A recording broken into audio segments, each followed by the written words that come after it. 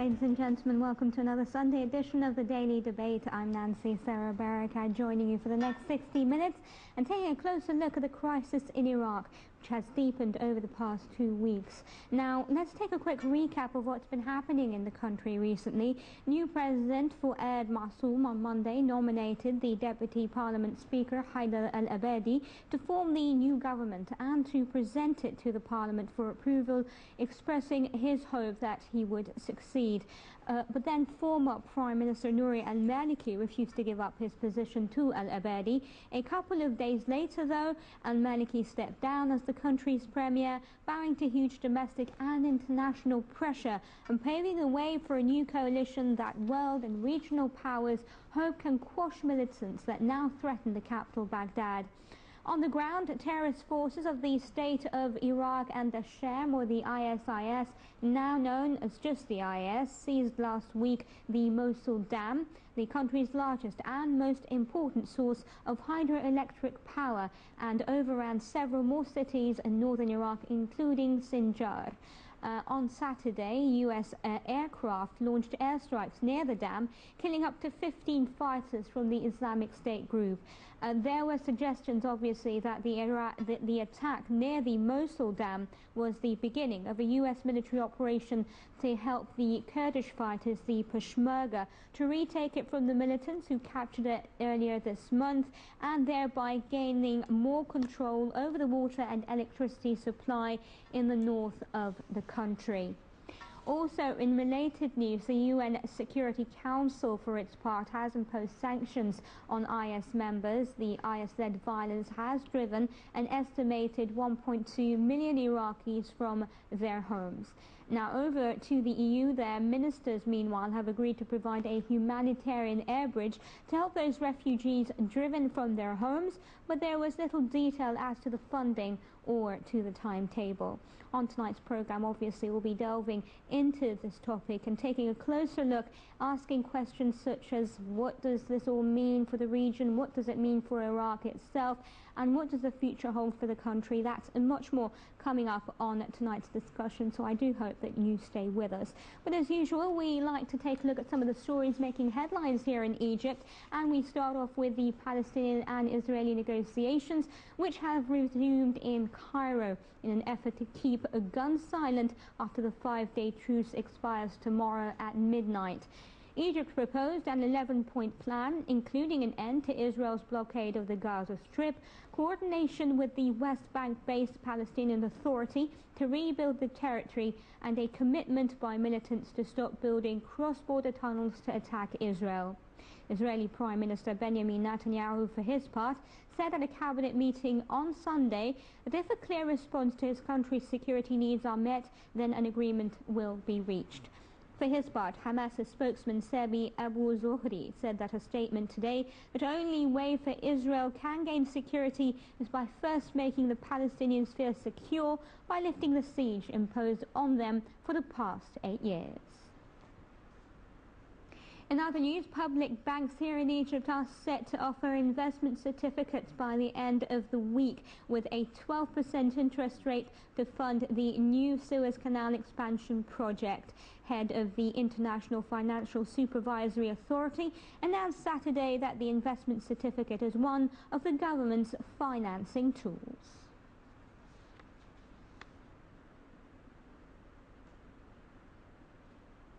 The Ministry of Petroleum ordered an additional 6 million tons of oil for power stations to meet the urgent calls made by the Ministry of Electricity to avoid the frequent power cuts currently being witnessed in the country. A source with the Ministry of Petroleum said that the ministry is currently directing 112 million tons of oil to power stations, adding that the Ministry of Electricity would need a total of 125 million tons to work at full capacity. Prime Minister Ibrahim Mahlab announced in a speech Saturday that over 300 power stations were sabotaged in the past month. Mahlab said that the sabotage operations targeted high-pressure electricity towers to completely paralyze the stations and the flow of energy. In some lighter news, the Foreign Ministry announced that an exhibition of artifacts from the King Tutankhamun's tomb was opened in Bratislava. A statement by the ministry said that Slovak tourists are used to coming to Egypt on a regular basis, with 165,000 tourists choosing Egypt as their favorite destination in 2010. Egyptian museum manager Mohammed Ali Fahmy said that these kinds of exhibitions are frequent, adding that their income benefits the government. This exhibition follows the lifting of a travel ban issued by the Slovakian government over Egyptian resorts. Fahmy also said this is the only legal way for the Egyptian monuments to gain exposure abroad, adding that many monuments leave Egypt in indirect and twisted ways. And finally, a look at the Egyptian stock market's performance for the day. Those indices continued to rally during Sunday's trading, backed by a positive performance of most leading stocks. The benchmark index, the EGX 30, surged 0.61%. The small and mid-cap index, the EGX 70, rose 1.83%. And the broader EGX 100 index also went up by 1.47%. Experts say the EGX is expected to witness profit-taking at the 9,450 point level, as most blue chips reached the overbought level and gave signs of an upcoming correction. Well, that's all the top stories I have for you for now, and before I sit down with our guests for this evening, let's take a look at our first report, taking a look at the status quo in Iraq, and as new Prime Minister Haider al-Abadi urged his countrymen to unite in the face of dangerous challenges and cautioned that the road ahead would be tough.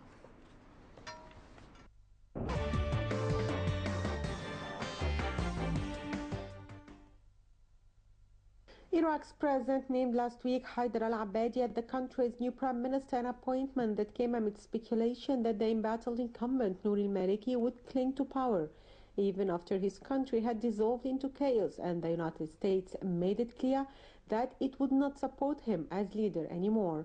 But al-Maliki refused to give up his position to Haider al-Abadi. He was nominated by parliament.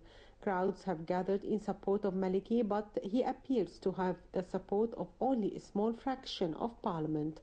Later on Thursday, al-Maliki stepped down as the country's prime minister, bowing to huge domestic and international pressure, paving the way for a new coalition that world and regional powers hope can quash militants that threatens Baghdad. The stepping down of Maliki was swiftly welcomed by the U.S. and the UN. U.S. National Security Advisor Susan Rice said that Iraqis took another major step forward in uniting their country, while UN Secretary General Ban Ki-moon called for the swift formation of an inclusive, broad-based government ready to immediately tackle these pressing issues.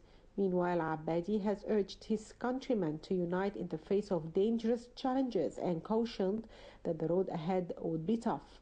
Abadi said he would not make unrealistic promises, but he encouraged Iraqis to work together to strengthen the country, which is being racked by sectarian violence.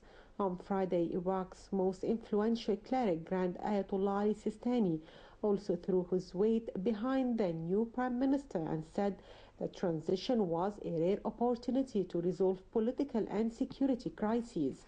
Abadi is in the sensitive process of trying to form a new government in a country where sectarian tensions are rising. Bombings, kidnappings and executions are part of daily life. Abadi, according to the constitution, has 30 days from the time of his appointment Monday to form a new government. During that time, Maliki remains the caretaker prime minister and the commander-in-chief of the military.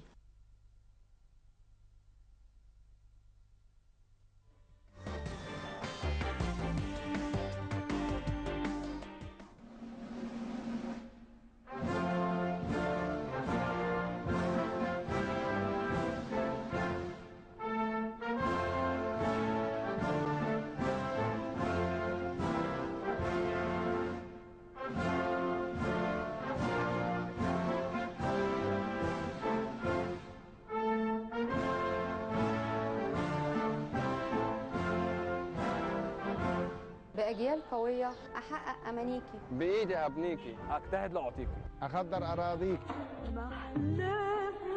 عشت الفلاح مطمن قلبه مرتاح.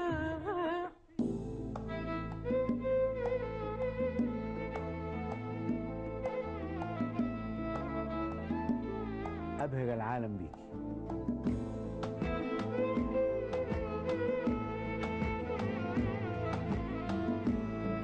جميلة بكل ما فيكي.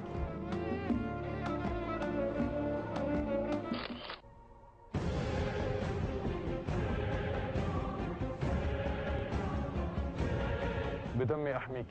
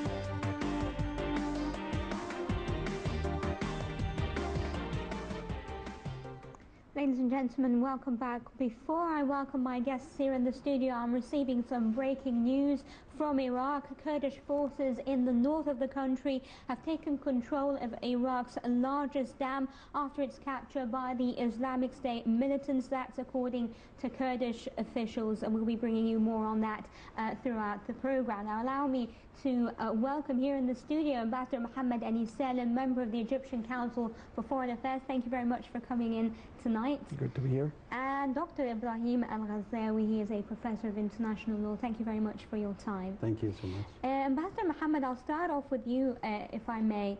How do you see the situation as it currently stands in Iraq?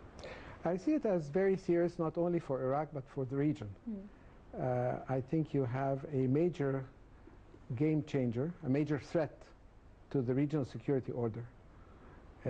And it's a threat at several levels. It's a threat because it's a major challenge to the idea of Arab nationalism, that a force representing an extremist form of Islam is presenting itself, abolishing borders between two states, Iraq and Syria, practicing major atrocities, major violations of human rights.